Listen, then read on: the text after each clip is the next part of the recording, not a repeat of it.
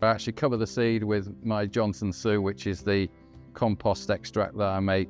So you actually create like a brew, so like brewing your own microbes. Yeah, the brew's in the Johnson Sue composter, which we'll see in a bit. You're brewing the microbes in there. They're staying there in a stable position.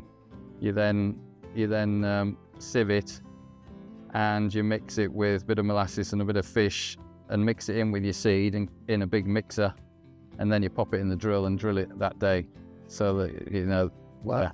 It works quite well. It's not too labour it was a lot more labour intensive when we used to make the liquid, because you need a lot of liquid and you're hauling liquid around the farm and things.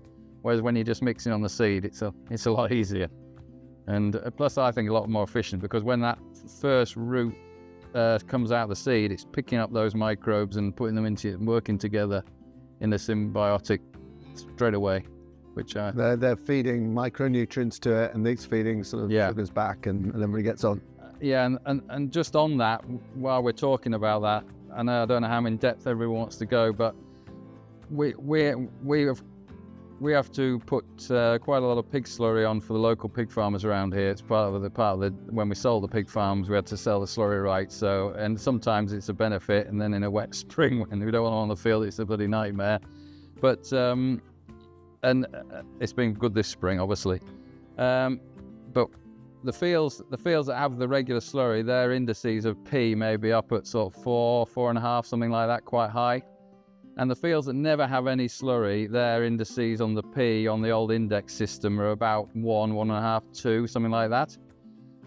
And I do this sap analysis where instead of testing the actual leaf tissue, I test the blood in the leaf. And what we've found is that when we test the leaves that have got lots of phosphate in the soil, that are high in phosphate, that had the slurry, the phosphate in the leaf is very low. It's the wrong way what you think it would be.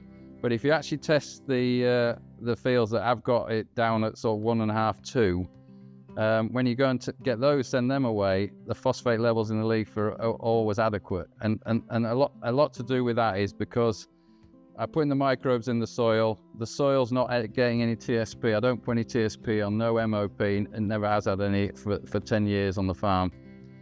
And what actually happens is that if you don't put anything next to your seed that's inorganic, the actual soil and the microbes work together to create their own phosphate, break down the phosphate that's in the soil, because everybody has a massive amount of phosphate in the soil. They're just total phosphate, there's wagon loads there. So, so when we actually had those leaf analysis testing, they were really high, because the microbes and the soil had worked together with the plant and produced their own phosphate. If you're